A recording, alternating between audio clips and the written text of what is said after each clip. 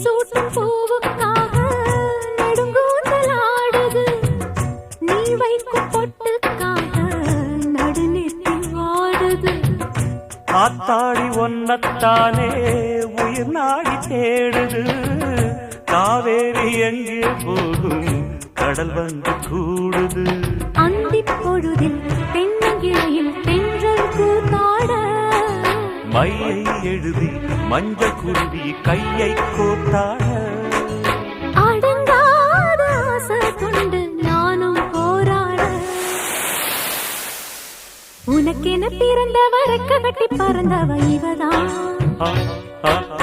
என விட உனக்கு இங்கு மனசுக்கு பிடிச்சவ எவதான்.